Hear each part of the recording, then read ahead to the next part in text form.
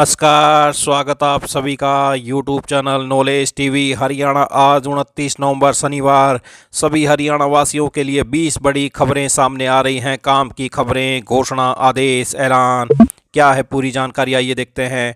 हरियाणा की हर छोटी से बड़ी योजना, घोषणा, आदेश, निर्णय, मौसम, फैसला, सभी की जानकारी सबसे पहले सबसे सटीक यहाँ पर मिलती है। तो चैनल को सब्सक्राइब भी जरूर कर लें।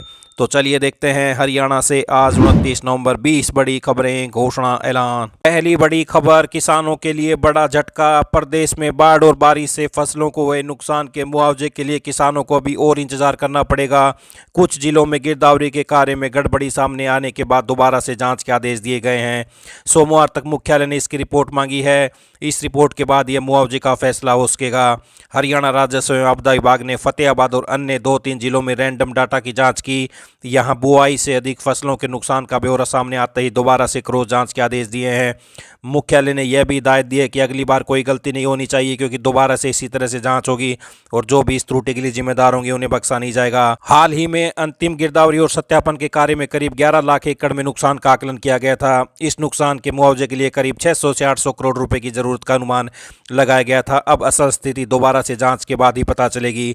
प्रदेश में करीब 31,234 एकड़ क्षेत्र में किसानों ने क्षतिपूर्ति पोर्टल पर नुकसान का ब्यौरा दर्ज कराया है। तो किसान संगठन बोले, कब तक इंतजार करें। अखिल भारतीय किसान सभा हरियाणा के प्रदेश अध्यक्ष मास्टर बलबीर ने नाराजगी जताई कि मुख्यमंत्री नायब सिंह ने पहले दिवाली तक मुआवजा देने का आश्वासन दिया था। अभी भी मुआवजे को लेकर किसानों को इंतजार करना पड़ रहा है। किसानों को कब तक इंतजार करना होगा, सरकार तत्काल मुआवजा दे। भारतीय किसान यूनियन के प्रदेश अध्यक्ष रतन मान का आरोप है कि सरकार की नीयत ठीक नहीं है। प्रदेश में किसानों को हुए नुकसान को लेकर सितंबर में काम शुरू हो गया था, यह कार्य पूरा हो गया, फिर दोबारा से जांच क्यों। सरकार किसानों को बताएगी कब तक मुआवजा मिलेगा। तो ये पहली बड़ी खबर आई। अगली बड़ी घोषणा देखते हैं। हरियाणा में लावारिस कुत्तों के लिए सभी कस्बों और शहरों में आश्रय स्थल बनाए जाएंगे। मुख्य सचिव ने सभी स्थानीय निकायों को सीसीटीवी निगरानी, चिकित्सा सुविधाओं और प्रशिक्षित कर्मचारियों से लैस न्यूनतम 5,000 कुत्तों को समायोजित करने में सक्षम आश्रय स्थल संचालित करने का निर्देश दिया है। मुख्य सचिव ने शुक्रवार को उच्च स्तरीय समीक्षा बैठक में कहा कि सर्वोच्च न्यायालय द्वारा लावारिस कुत्तों, बेसहारा पशुओं के प्रबंधन और राजमार्गों तथा सार्वजनिक संस्थानों को सुरक्षा के संबंध में जारी किए आदेशों को तत्काल और कड़ी से लागू किया जाए। आइए अगली बड़ी घोषणा देखते हैं। जिन कर्मचारियों को अपने कनिष्ठ यानी जूनियर से कम वेतन मिल रहा है, उनके वेतन में बढ़ोतरी की जाएगी। हालांकि यदि कनिष्ठ कर्मचारी को व्यक्तिगत कारणों से अधिक वेतन प्राप्त हो रहा है तो वरिष्ठ कर्मचारी के वेतन में वृद्धि नहीं की जाएगी। प्रदेश सरकार ने वरिष्ठ कर्मचारियों के वेतन तथा एश्योर्ड करियर प्रमोशन एसीपी को कनिष्ठ कर्मचारियों के सम्मान, स्टेपिंग अप, वेतन में बढ़ोतरी करने तथा वित्तीय शक्तियां रीडेलीगेट करने को लेकर स्थिति स्पष्ट कर दी है। मुख्य सचिव, जिनके पास वित्त विभाग के अतिरिक्त मुख्य सचिव का दायित्व भी है, ने इस संबंध में 2 अलग अलग पत्र जारी किए हैं। तो अब कनिष्ठ से कम वेतन ले रहे वरिष्ठ कर्मियों का बढ़ेगा वेतन। आइए अगली बड़ी घोषणा देखते हैं। हरियाणा में जनगणना पूरी तरह डिजिटल होगी। जनगणना को लेकर प्रदेश सरकार की ओर से मंडल से लेकर खंड स्तर तक प्रशासनिक अधिकारियों को जिम्मेदारी सौंपी गई है। वित्त आयुक्त राजस्व और जनगणना 2027 की राज्य नोडल अधिकारी डॉक्टर सुमिता मिश्रा ने बताया कि गणना कर और पर्यवेक्षक मोबाइल ऐप के माध्यम से डिजिटल रूप से डाटा एकत्रित करेंगे। इसे सीधे केंद्रीय सर्वर पर अपलोड किया जाएगा। जनगणना के मोबाइल एप्लीकेशन, पोर्टल और अन्य डिजिटल टूल्स को हिंदी और अंग्रेजी के अलावा 14 क्षेत्रीय भाषाओं में विकसित किया जा रहा है। जनगणना से जुड़े अधिकारियों की नियुक्ति तुरंत शुरू करने के लिए मंडल आयुक्तों को मंडल जनगणना अधिकारी, उपायुक्तों को प्रधान जनगणना अधिकारी व अतिरिक्त उपायुक्तों को जिला जनगणना अधिकारी नियुक्त किया गया है। तो ये बड़ी अपडेट, हरियाणा में पूरी तरह डिजिटल होगी जनगणना, रोड मैप लॉन्च कर दिया है। आइए अगली बड़ी घोषणा देखते हैं। प्रदेश में 2 सालों से तबादले का इंतजार कर रहे जेबीटी शिक्षकों के लिए राहत भरी खबर है। लंबे समय से अपने गृह जिले से दूर सेवाएं दे रहे जेबीटी शिक्षकों की अंतर जिला कैडर परिवर्तन की सबसे बड़ी मांग अब जल्द पूरी होने की उम्मीद है। शिक्षा विभाग ने विस्तृत समीक्षा के बाद इस महत्वपूर्ण नीति को विभागीय स्तर पर मंजूरी दे दी है। अब केवल कैबिनेट की अंतिम स्वीकृति का इंतजार है। गृह जिले से दूर सेवाएं दे रहे कई जेबीटी शिक्षक वर्षों से पारिवारिक परिस्थितियों, स्वास्थ्य संबंधी समस्या और अत्याधिक दूरी के कारण परेशानी झेल रहे थे। नई पॉलिसी लागू होती वे अपने अनुकूल जिले में समायोजन के लिए पात्र हो सकेंगे, जिससे न केवल उनका सामाजिक पारिवारिक संतुलन सुधरेगा बल्कि शैक्षणिक कार्य प्रणाली भी अधिक प्रभावी होगी। नई ट्रांसफर पॉलिसी का फाइनल ड्राफ्ट मुख्यमंत्री द्वारा मंजूर किए जाने से जेबीटी वर्ग में उत्साह और बढ़ गया है। शिक्षा क्षेत्र के विशेषज्ञों का मानना है कि अंतर जिला कैडर परिवर्तन पॉलिसी लागू होते ही प्रदेश के हजारों जेबीटी शिक्षकों को वास्तविक राहत मिलेगी और शिक्षा विभाग में स्थिरता आएगी। आइए अगली बड़ी घोषणा देखते हैं। क्रेडिट ट्रांसफर पॉलिसी के तहत हरियाणा ओपन स्कूल में अब 10वीं कक्षा की परीक्षा देने के लिए 30 पीरियड अटेंड करना और आवेदक की उम्र कम से कम 14 साल होना जरूरी होगा। 10वीं और 12वीं परीक्षा के समय में 2 साल का अंतर होना चाहिए। अब तक आवेदक को केवल संबंधित क्षेत्र के डीईओ और समकक्ष अधिकारी द्वारा विधिवत प्रस्ताव हस्ताक्षरित सरकारी व स्कूल छोड़ने का प्रमाण पत्र देना जरूरी होता था। यह फैसला बोर्ड ऑफ डायरेक्टर की मीटिंग में लिया गया है। तो ओपन से 10वीं करने के लिए 30 पीरियड लगाना 14 की उम्र जरूरी है। क्रेडिट ट्रांसफर पॉलिसी क्या है? क्रेडिट ट्रांसफर पॉलिसी के तहत जो छात्र किसी अन्य मान्यता प्राप्त बोर्ड से माध्यमिक या वरिष्ठ माध्यमिक परीक्षा में कम से कम एक विषय में उत्तीर्ण हुए हैं, वे अपने उत्तीर्ण विषयों के क्रेडिट ओपन स्कूल में स्थानांतरित कर सकते हैं। प्रदेश में प्रति वर्ष करीब 50,000 बच्चे ओपन स्कूल से 10वीं 12वीं की परीक्षा देते हैं। आइए अगली बड़ी घोषणा देखते हैं। सरकारी स्कूलों से गायब रहने वाले छात्रों की अब छात्रवृत्ति काटी जाएगी। उपस्थिति के आधार पर छात्रवृत्ति का पैसा दिया जाएगा। इतना ही नहीं, अभिभावकों को अपने बच्चों की छुट्टी के लिए व्हाट्सएप ग्रुप में अनिवार्य से प्रार्थना पत्र भेजना जरूरी होगा। बिना सूचना के अनुपस्थिति को गैरहाजिर माना जाएगा। राजकीय विद्यालयों में शिक्षा का स्तर सुधारने की कड़ी में प्रदेश सरकार ने कक्षाओं में कम उपस्थिति पर चिंता जताते हुए स्कूल प्रधानाचार्यों और शिक्षकों की जवाबदेही तय की है। तो स्कूलों से गायब रहने वाले छात्रों की कटेगी छात्रवृत्ति, उपस्थिति के आधार पर मिलेगा पैसा। बच्चे की छुट्टी के लिए अभिभावकों को व्हाट्सएप ग्रुप में प्रार्थना पत्र भेजना जरूरी होगा। आइए अगली बड़ी घोषणा देखते हैं। हरियाणा कौशल रोजगार निगम की ओर से यूएई में जॉब के लिए 300 बाइक राइडर की भर्ती की जाएगी। यह भर्ती जालंधर स्किल डेवलपमेंट कॉर्पोरेशन कर रहा है। इस जॉब के लिए 10वीं पास शैक्षणिक योग्यता के साथ उम्र 20 से 37 वर्ष होनी चाहिए।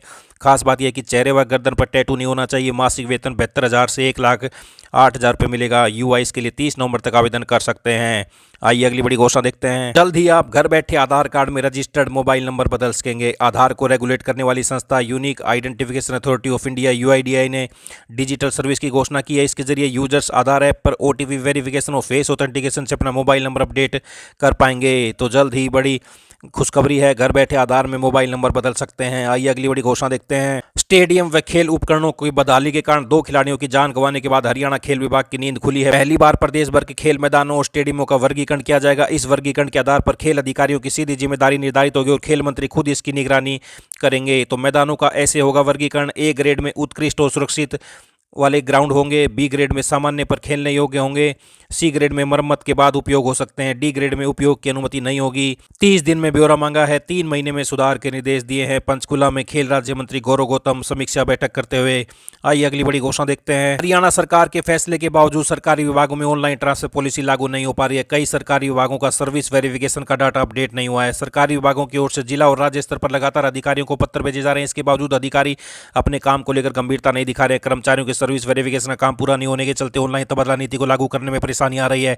हरियाणा के सरकारी विभागों में 2,73,301 कर्मचारी कार्यरत हैं। मॉडल ऑनलाइन ट्रांसफर पॉलिसी लागू होने के बाद इन सभी कर्मचारियों को राहत मिलेगी। हरियाणा सरकार की ओर से सभी विभागों में ऑनलाइन ट्रांसफर पॉलिसी 2025 लागू कर दी गई है। तो ऑनलाइन तबादलों पर अधिकारी गंभीर नहीं है सरकारी विभागों में। आइए अगली बड़ी घोषणा देखते हैं। 1 दिसंबर से 4 डिग्री तक कम होगा तापमान। पहाड़ों में हुई बर्फबारी के बाद अब फिर से मैदान में ठंड बढ़ेगी। दिसंबर के पहले सप्ताह में रात का तापमान 4 डिग्री तक कम होगा। यही नहीं, पड़ोसी राज्य पंजाब और राजस्थान में 4 दिसंबर तक शीतलहर चलेगी।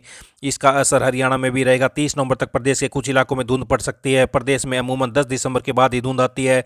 हालांकि अभी मौसम शुष्क है, जिससे इसका ज़्यादा असर नहीं दिखेगा।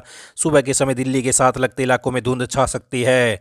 तो 1 दिसंबर से 4 डिग्री तक कम होगा तापमान। आइए अगली बड़ी घोषणा देखते हैं। आरोही मॉडल स्कूलों के 250 कर्मियों का होगा नियमितीकरण। पंजाब एवं हरियाणा हाईकोर्ट ने Haryana Aarohi educationally backward blocks model school society के 250 से अधिक कर्मचारियों के नियमितीकरण का फैसला सुना। अपडेट। आइए अगली बड़ी घोषणा देखते हैं। हिसार मंडी भाव प्रति क्विंटल आप देख सकते हैं। कपास 6500 से 7200 रुपये, गवार 4300 से 4600, सरसों 6500 से 7200, गेहूँ 2500 से 2700 रुपये, जौ 1900 से 2100, चना 5200 से 5500, सीमेंट 340 रुपये प्रति कट्टा, लोहा 6650, Tehri steel company 6250, super steel company. Bhiwani Mandi का भाव प्रति क्विंटल: गेहूं 2500, सरसों 6500, बाजरा 1900, गवार 4500, जौ 2400, सीमेंट 392 रुपये प्रति कट्टा, रेती 32 से 34 रुपये प्रति फुट।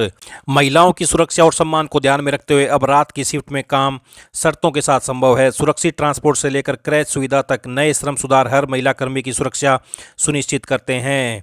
तो रात की शिफ्ट में महिलाओं अब शर्त के साथ काम कर सकती हैं। लिखित सहमति के बाद ही रात में 7 बजे से सुबह 6 बजे तक काम कर सकती हैं।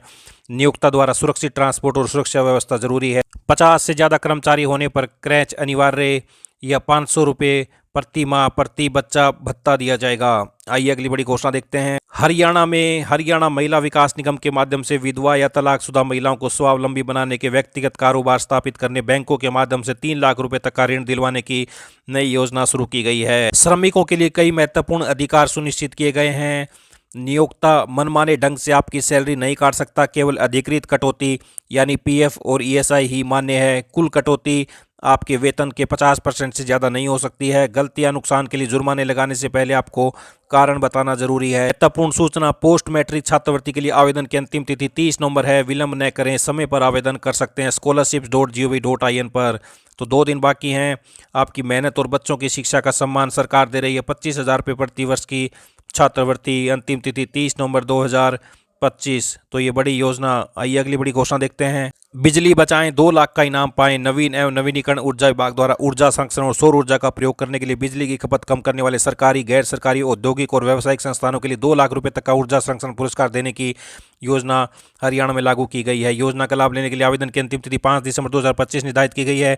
एडीसी ने जानकारी देते हुए कहा कि सरकार द्वारा बिजली की खपत कम करने के लिए 2024-25 के लिए आवेदन आमंत्रित किए जा रहे हैं। उन्होंने बताया कि बिजली के नए नए उपकरणों के अस्तित्व में आने के कारण बिजली की मांग तेजी से बढ़ रही है। सरकार द्वारा बिजली की खपत कम करने के लिए यह योजना शुरू की गई है। इस योजना के तहत ऐसे संस्थान जिनमें 1 मेगावाट से अधिक का अधिभार हो, वह इस योजना में शामिल किया जाएगा। ऊर्जा संरक्षण को बढ़ावा देने के लिए बड़े औद्योगिक व व्यावसायिक संस्थानों जिसमें 1 मेगावाट से अधिक लोड है, उन उपभोक्ताओं को पुरस्कार के तौर पर मुख्यमंत्री हरियाणा सरकार द्वारा सर्टिफिकेट एवं शील्ड देकर सम्मानित किया जाएगा। पंजीकृत एमएसएमई औद्योगिक संस्थान जिनका कनेक्टेड लोड 100 किलोवाट से 1 मेगावाट तक है, ऐसे उपभोक्ताओं को पुरस्कार राशि के रूप में 2 लाख रुपए तक का इनाम दिया जाएगा। आम नागरिक इस योजना की अधिक जानकारी के लिए विभाग की वेबसाइट अरेडा पर या किसी कार्य दिवस में अतिरिक्त उपायुक्त कार्यालय में जाकर संपर्क कर सकते हैं। आइए अगली बड़ी घोषणा देखते हैं। उत्तर हरियाणा बिजली वितरण निगम कार्यकारी अभियंता ने बताया कि इस कार्यालय के अंतर्गत अप्रेंटिसशिप, इलेक्ट्रीशियन, वायरमैन व कोपा करने के इच्छुक उम्मीदवारों के लिए अप्रेंटिसशिप पोर्टल 26 नवंबर 2025 को खोला जाएगा, जो कि 2 दिसंबर 2025 को शाम 5 बजे तक बंद कर दिया जाएगा। तो ये बड़ी अपडेट। तो ये सभी हरियाणा वासियों के लिए आज काम की खबरें, घोषणा, आदेश, ऐलान, पल पल की जानकारी के लिए सब्सक्राइब जरूर कर लें, घंटी का बटन जरूर दबाएं, वीडियो को लाइक, कमेंट, शेयर ज़्यादा से ज़्यादा करें। बहुत बहुत धन्यवाद।